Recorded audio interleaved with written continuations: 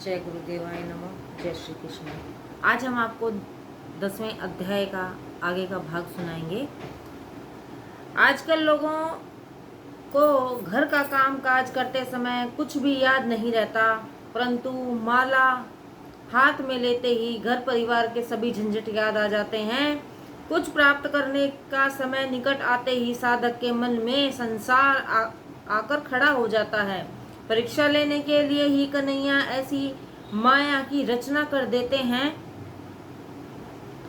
जहाँ ब्रह्म संबंध होने के समय वासना की रचना कर देता है। ब्रह्म संबंध होने के समय वासना की याद दूध के छलकने की तरह नहीं आनी चाहिए। प्रभु स्मरण करते करते विषय सुखों का स्मरण आते ही प्रभु विस्मृत के अंधेरे में छिप जाते हैं। सेवा करते समय संसार की याद आना या करना इष्ट नहीं है। लोग डाकोर के रणछोड़ जी को याद नहीं करते, परंतु वहां का गोटा एक विशेष खाद्य पदार्थ याद करते रहते हैं। डाकोर जी की सुंदरता की नहीं, गोटा के स्वाद की याद सताती है।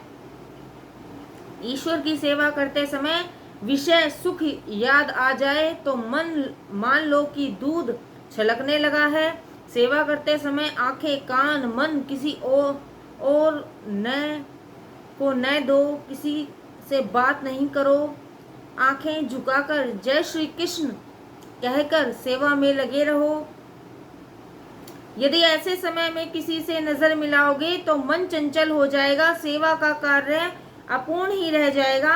एक और अन्य महात्मा ने कुछ इस प्रकार कहा है। यशोदा जी को वैसे तो सबसे अधिक प्यारा कन्हैया ही था, परंतु चूल्हे पर जो दूध रखा था वह गंगी नामक गाय का था। कन्हैया को इस गाय का दूध अति प्रिय था और कन्हैया वही दूध पीता था। इसलिए यशोदा ने सोचा कि यदि सारा दूध उफन जाएगा तो कन्हैया के मांगने पर मैं उसे कौन सा दूध पिलाऊंगी। इसलिए यशोदा को बचाने के लिए नहीं, कन्हैया को भोजन बचाने के लिए दौड़ी थी। प्रियजन की अपेक्षा प्रियजन की वस्तु अधिक प्रिय होती है। एक और दूसरे महात्मा कुछ इस प्रकार कहते हैं। दूध ने प्रभु को यशोदा की गोद में देखा। यह देखकर उसने सोचा कि ईश्वर दर्शन के पश्चात भी मुझे अग्नि का ताप सहन करना पड़ रहा है। मेरे दुख पाप अभी तक कम नहीं हो पाए हैं। मेरे पाप अधिक हैं। मैं जीवित रहने योग्य नहीं हूँ। मुझे इसी अग्नि में कूदकर ही मर जाना चाहिए। यह सोचकर दूध उफनकर बाहर निकलने लगा। यशोदा जी लाला को लिटाकर चूल्हे से दूध के बर्तन को उतारने के लिए दौड़ी। जीव भी बहुत विचित्र है। अपना व्यवहारिक कार्य करते समय ईश्वर को याद करता रहता है और जब ईश्वर उसकी गोद में आकर बैठ जाते हैं तो ईश्वर से संबंध जुड़ जाता है। तब वह ईश्वर को एक और रखकर छोड़कर संसारिक कार्यों के पीछे दौड़ने लगता है। ब्रह्म संबंध होने पर संसार का स्मरण हो आना तो उस दूध छलकने के समान ही है। कई लोग माला तो जपते रहते हैं, परंतु उनका मन तो साग सब्जी की खरीद में, घर परिवार में चिंता में लगा होता है। ऐसे जब से प्रभु का नहीं उन वस्तुओं का जाप होता है। वियोग में अपेक्षा का जानना गुण दर्शन है। संयोग में उपेक्षा का भाव दर्शन है। कन्हैया दूर था तो यशोदा उसे गोद में उठाने के लिए लिलायित थी और जब कन्हैया गोद में आया तो उसकी अपेक्षा करके दूध के लिए दौड़ पड़ी।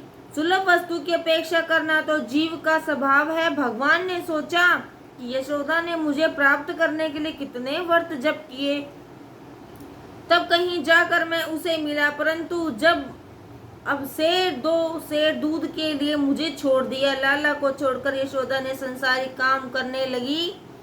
करने गई। लाला ने सोचा कि माता को मैं नहीं, संसार प्यारा है। मैं तो माता को सीख देने के लिए लाला ने पत्थर मारकर एक मन दही घड़ा फोड़ दिया। श्री महाप्रभु ने आदेश दिया कि श्री कृष्ण की सेवा लौकिक भाव से कभी नहीं करना। अलौकिक सेवा छोड़कर लौकिक कार्य सुधारने की का प्रयास करोगे तो प्रभु उसे और अधिक बिगाड़ेंगे। प्रभु को लौकिक और अलौकिक दोनों की चिंता रहती है। यदि मनुष्य चिंता करके अपने हृदय को जलाता रहेगा तो मेरा क्या होगा। वह यह सोचते हैं मैं समर्थ हूँ, परंतु मेरा स्वामी तो सर्वसमर्थ है और सर्वशक्तिमान है। यही सोचकर निश्चिंत होकर प्रभु का स्मरण मनन और चिंतन करते रहो। भागवत स्मरण सेवा करते समय घर में यदि कुछ नुकसान हो रहा है तो होने दो। तन ठाकुर जी के पास हो और मन रसोई घर में, तो यह वह सेवा कैसे कही जाएगी। श्री कृष्ण ने विषय शक्ति रूपी घड़ा फोड़ दिया। उन्होंने यशोदा की विषय शक्ति का नाश करने के लिए ही दही का मटका फोड़ा था। संसारिक शक्ति के नाश हुए बिना भागवत प्रेम उत्पन्न नहीं होता। हरि पर विश्वास रखकर ईश्वर सेवा, श्री कृष्ण भक्ति करनी चाहिए। श्री कृष्ण भक्ति प्रभु सेवा करने वाले की प्रभु अवश्य ही लाज रखते हैं। हरि ने भजता हजी कोई नहीं लाज जता नथी जानी रे। जेनी सुरता शामिलिया साथ वंदे वंदे वाणी रे। हिरने बहाले उगयो प्रहलाद हिरना कंस मार्यो रे। विभीषण ने अयुब राज रावण सहायो रे। हिरने बहाले नरसिंह मेहता ने हार हाथ हाथ अपायो रे। धवने अप्यू अविचल राजपोता ने करी सतपायो रे। हरि ने बहाले मीरा ते बाइना झेर हलाहल पीधा रे। पोचलीना प्रियो चीर पांडव काम कृधारे। हरिना आवो हरि भजवानो हलवो हलावो भजन कोई करसे रे। कर जोड़ी कहे प्रेमल दास भक्तन दुख हर्षे रे। हरि ने जब तक संसारिक शक्ति का नाश नहीं होता तब तक भागवत भक्ति सिद्ध नहीं होती। संसार के विषय भोगों से कभी तृप्ति नहीं मिलती। लोग साग सब्जी और चटनी अचार में तेल की धार डालते हैं। तेल में सरोवर होने पर ही वे उसे चाव से खाते हैं। अब जरा विचार कर देखिए कि आज तक हमारे पेट में तेल घी के न जाने कितने डब्बे पहुंच गए होंगे और अनाज की भी कितनी अनगिनत बोरियां हमारे उदर में स्वाह हो गई, किंतु फिर भी हम तृप्त हुए हैं क्या। ईश्वर को ताक पर रखकर लौकिक कार्यों में ही लगे रहना ठीक नहीं है। संसारिक कार्यों के पीछे जितने आप लगे रहोगे वे उतने ही बिगड़ते जाएंगे। इतने में कन्हैया के बाल मित्रों ने आकर कन्हैया से पूछा कि लाला, आज कौन से घर को निशाना बनाना है। हमें कन्हैया ने कहा, आज तो अपने घर का ही माखन उड़ाना है। आज प्रभु अपने ही घर का दही माखन खिला रहे हैं। किए गए उपकारों को प्रभु कभी नहीं भूलाते। राम अवतार में वानरों ने उनकी बहुत सेवा की थी, अतः आज कृष्ण उन्हें भी दही माखन खिला रहे हैं। यशोदा ने वापस आकर देखा तो मटकी फूटी हुई थी, दही इधर उधर बिखरा पड़ा था और कन्हैया गायब था। कन्हैया ने रूठ कर ही यह लीला रची थी। लाला छीके पर से माखन उतार कर बाल मित्रों को खिला रहा था।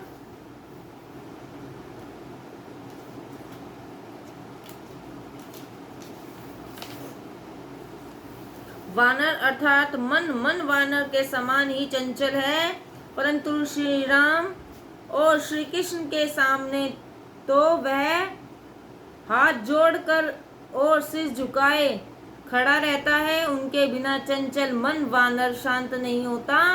वानर फलाहार करते हैं और निवस्त्र रहते हैं।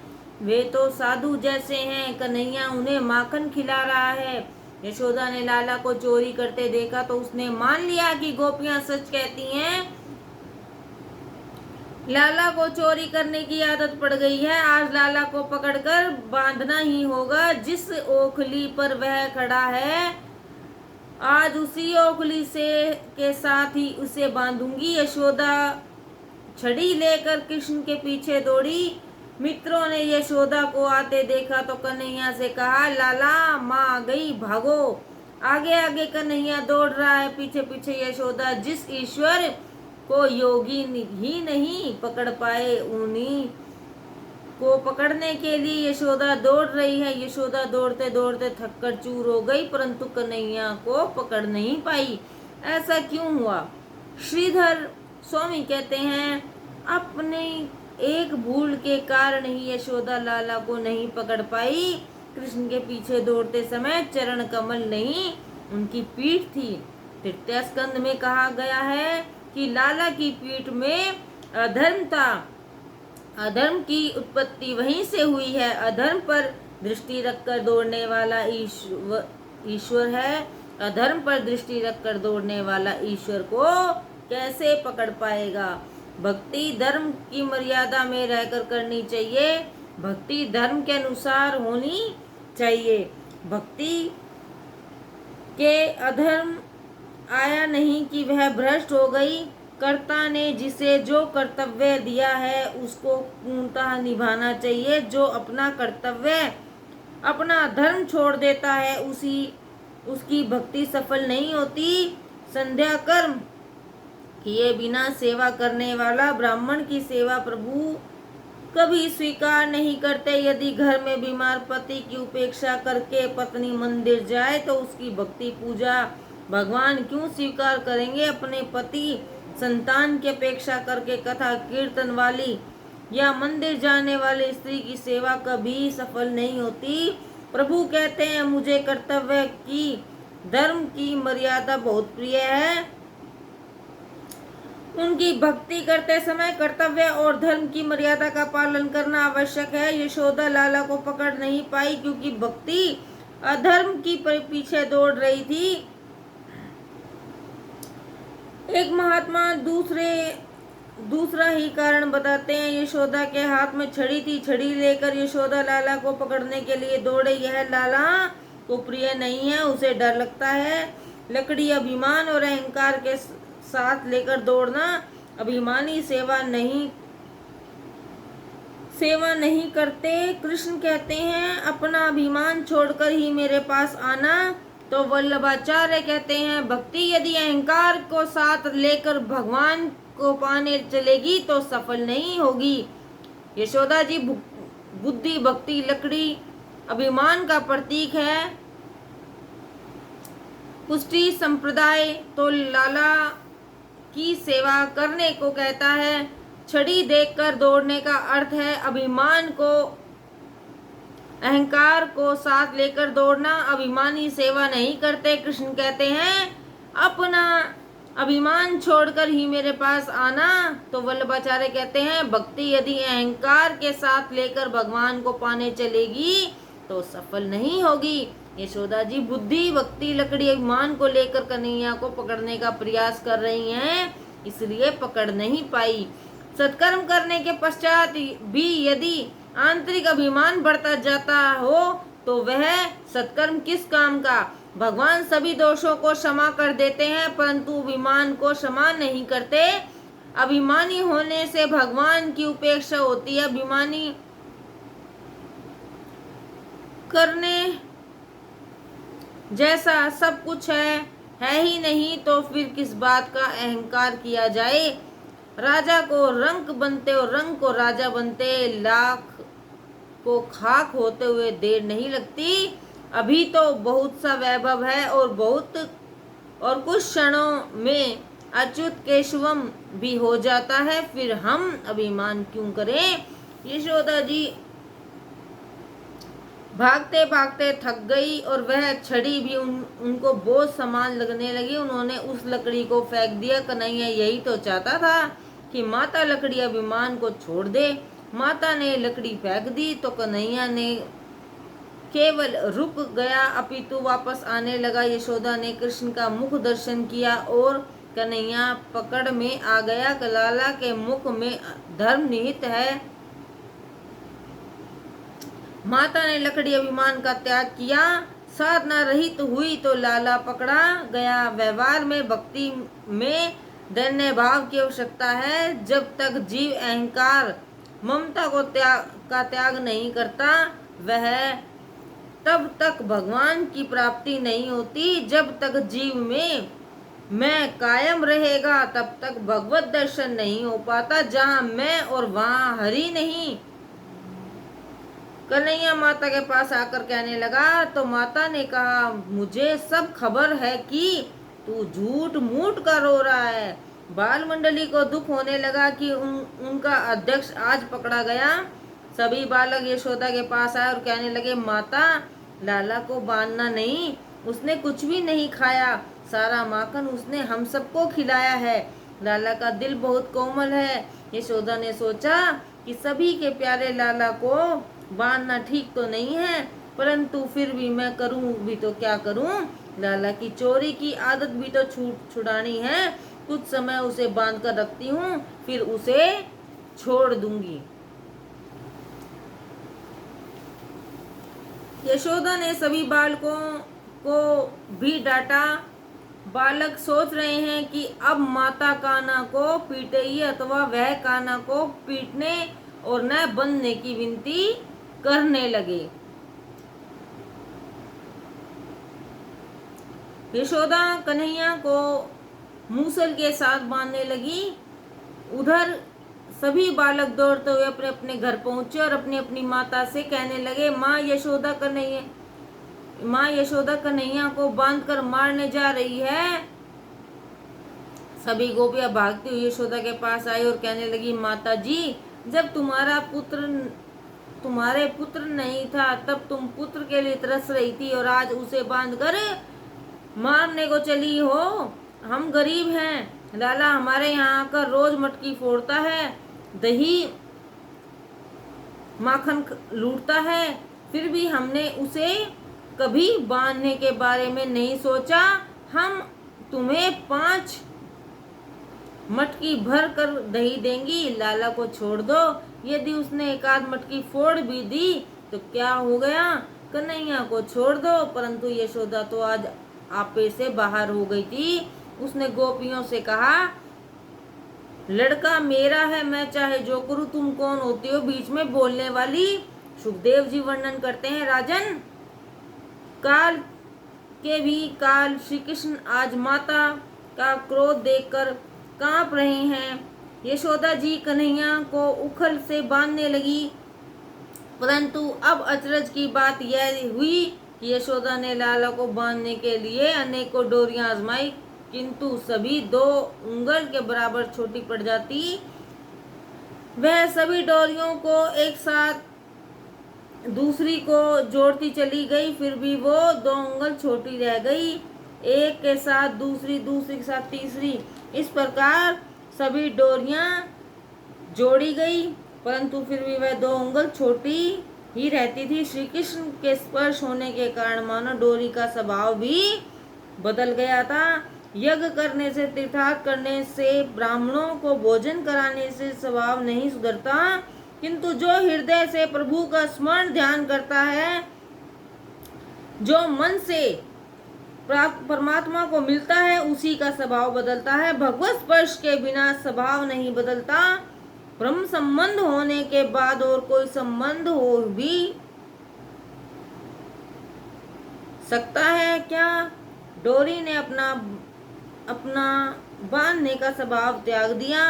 डोरियों को श्री कृष्ण पर दया आई। वैष्णव कहते हैं कि डोरी में ऐश्वर्य शक्ति लक्ष्मी जी ने प्रवेश कर लिया था। जहाँ ईश्वर है वहाँ ऐश्वर्य भी है। ऐश्वर्य शक्ति को पीड़ा हो रही थी कि एक साधारण ग्वालिन प्रभु को बांध रही है। गोपियां यशोदा से कहने लगी, माँ चाहे तू कुछ भी कह, परंतु इस लाला के भाग्य में बंधन लिखा ही नहीं है। वह तो हम सबको संसारी बंधनों से छुड़ाने आया है। ऐश्वर्य शक्ति परमात्मा को स्वामी मानती है। वात्सल्य भक्ति परमात्मा को बांधने चली है। ऐश्वर्य शक्ति अपने स्वामी को बंधन में नहीं देख सकती। यह ऐश्वर्य वात्सल्य शक्ति का मीठा झगड़ा है। प्रभु ने ऐश्वर्य शक्ति से कहा, मैं यहाँ गोकुल में ईश्वर नहीं, यशोदा का बालक मात्र हूँ। द्वारिका में तेरा पति बनकर आऊंगा। तू यहाँ से चली जा। यदि माता को बांधने की इच्छा है तो उसको बांधने दे। गोकुल में प्रेम की प्रधानता है और द्वारिका में ऐश्वर्य की। वज्र में तेरी कोई आवश्यकता नहीं है। गोकुल लीला में वात्सल्य भाव और पौगुन लीला में संख्या भाव प्रधान है। गोपी लीला ने मृद भाव से प्रधानता है, मधुर भाव की प्रधानता है। तब ऐश्वर्य शक्ति ने कहा, वहां से विदाई ली। घर में जितनी भी डोरियां थी सभी समाप्त हो चुकी थी, परंतु कन्हैया फिर भी बंध नहीं पाया था। यशोदा जी आश्चर्य में डूब गई और गोपियां हंसने लगी, मानो गोपियां कह रही थी, कभी भगवान भी इस तरह से बनते हैं। प्रभु सभी से ये कह रहे हैं, हमारे बीच मात्र 2 उंगल भर का ही अंतर है। मैं तो उंगलियां अहम और ममता की ही, जिसके मन में अहम और ममता शेष है वह मुझे कभी नहीं बांध सकता। परमात्मा को त्रिगुणात्मक माया डोरी नहीं बांध सकती। प्रभु तो केवल प्रेम डोरी से ही बनते हैं और वह भी स्वयं की इच्छा होने पर ही। श्री कृष्ण ने देखा कि माता थककर पसीना पसीना हो रही है तो दयावश होकर बंधन में बंध गए। प्रभु कहते हैं, जब मैं कृपा करता हूँ तभी बंधता हूँ। भगवान लौकिक डोरी से नहीं, प्रेम की डोरी से ही बांधे जा सकते हैं। भक्तों के प्रेम के सिवा कुछ भी कोई भी मुझे नहीं बांध सकता। जब तक भगवान कृपा नहीं करते तब तक उन्हें कोई भी जीव नहीं बांध पाता। श्री कृष्ण स्वेच्छा से बंध गए। जीव अपने स्वार्थ के लिए विविध प्रकार के बंधनों में फंसता रहता है। परमात्मा ने निस्सु होने पर भी आज बंधन को स्वीकार किया। जब भगवान बनते हैं तब जीव बंधन मुक्त हो जाता है, उसका उद्धार हो जाता है। ज्ञान और योग नहीं, शुद्ध प्रेम लक्षण भक्ति ही ईश्वर को बांध पाती है। जब तक मन प्रेम डोर से बंध नहीं पाते तब तक जीव का माया से बंधन नहीं टूट पाता, नहीं छूट पाता। कन्हैया को पेट पर से बांधा गया, अतः उनका नाम दामोदर पड़ गया। दामोदर भगवान की जय। जब तक परमात्मा को प्रेम से न बांधा जाए तब तक संसार का बंधन बना ही रहता है। जो ईश्वर को बांध सकोगे तो जन्म मृत्यु के बंधन से छुटकारा मिलेगा। जो ईश्वर को बांध लेता है वह स्वयं आवागमन से मुक्त हो जाता है। ईश्वर सर्वश्रेष्ठ क्यों है? इसका कारण यह है कि वह अपना कोई आग्रह या ममता नहीं रखते। जीव आग्रही होता है, ईश्वर अनाग्रही। जीव दुराग्रही है, अपनी जिद नहीं छोड़ता। जीव यदि अनाग्रही बन सके तो वह ईश्वर बन सकता है। भगवान भक्तों को आग्रह के आगे झुक जाते हैं। भक्तों के आग्रह का वे आदर करते हैं। जीव अपना आग्रह अपने गले से चिपकाए रखता है। माता ने परिश्रम को देखकर कन्हैया बंध गया। इस प्रकार उन्होंने दिखाया कि वे भक्त अधीन हैं। ईश्वर ने अपना आग्रह त्याग दिया। भीष्म पितामह की प्रतिज्ञा को पूर्ण करने के लिए श्री कृष्ण ने अपनी प्रतिज्ञा भंग करके शस्त्र धारण किए थे। वे हाथों में चक्र लेकर भीष्म पितामह को मारने के लिए दौड़े। इस दृश्य को देखकर भीष्म ने भाव विभोर होकर धनुष बाण त्याग दिए और कहने लगे, वाह मेरे प्रभु धन्य हैं। मेरी प्रतिज्ञा सत्य करने के लिए आपने अपनी प्रतिज्ञा भंग कर दी। पूर्ण प्रेम के बिना प्रभु नहीं बनते। मनुष्य का प्रेम कई हिस्सों में बटा होता है।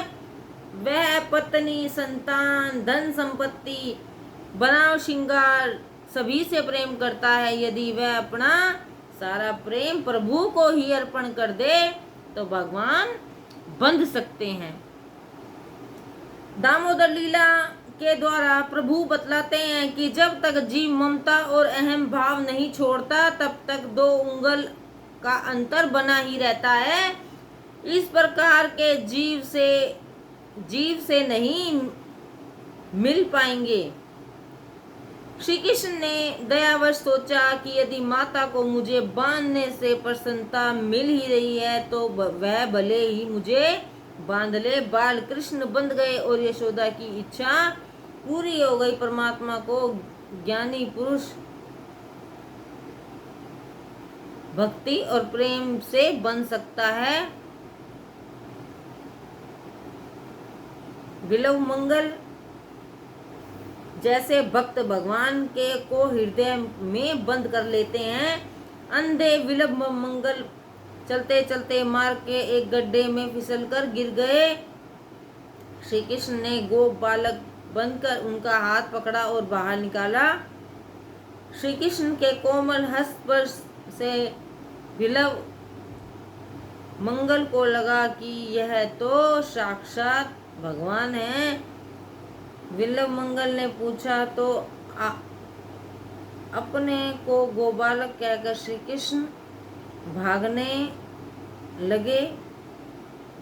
विल्लभ मंगल ने कहा, मेरा हाथ छुड़ा कर तो तुम जा रहे हो, परंतु मेरे हृदय से भी भाग सको तो जानू। मैंने तुम्हें अपने हृदय में बंद कर लिया है। हाथ छुड़ाए जात हो निबल जानी के मोही, जब हृदय से जो हो गए सबल कर को होगी तो ही। दामोदर लीला के वर्णन में महाप्रभु जी पागल से ही हो गए हैं। उनका कहना है कि यह ज्ञान और तप पर भक्ति की विजय है। श्री कृष्ण के मथुरा जाते समय यशोदा जी ने उनसे विनती की कि लाला उस डोरी से बांधने की घटना को भूल जाना, उसे अपने मन में मत रखना। श्री कृष्ण ने कहा, मैया वह तो मैं कभी का भूल चुका हूँ और तुम भी उसे भूल जाना। मैं तो केवल यही याद रखूंगा कि तुमने कभी मुझे प्यार की डोरी में बांधा था। मैं द्वारकाधीश बनूंगा, 56 कोटि यादवों का सम्राट बनूंगा, 16,000 रानियों का पति बनूंगा, परंतु फिर भी मैं तेरे प्यार के बंधन में सदैव बंधा रहूंगा। तेरे अलावा मुझे और कौन बांध सकता है? मुझे कभी कोई और नहीं बांध पाएगा। मैं किसी और का नहीं, 16,000 रानियों का नहीं, केवल तेरा कन्हैया ही रहूंगा। तेरे प्रेम के बंधन को मैं सदैव याद रखूंगा। तेरा प्रेम तो मैं कभी नहीं भूल सकता। इस चरित्र में यशोदा की विजय है। ज्ञान और तपस्या की नहीं, भक्ति की विजय है। उसने अपने तप के प्रभाव से ज्ञानी जन प्रभु का दर्शन तो प्राप्त कर लेते हैं, परंतु उन्हें बांध नहीं पाते। तपस्वी भगवान को पहचान सकते हैं, बांध नहीं सकते। मात्र विशुद्धि भक्ति ही उनको बांध सकती है। इसलिए तो भगवान कहते हैं मैं मुक्ति तो देता हूँ परंतु भक्ति नहीं देता। यदि भक्ति का दान करूंगा तो मुझे ही बनना पड़ेगा। जय श्री कृष्णा, जय गुरुदेव।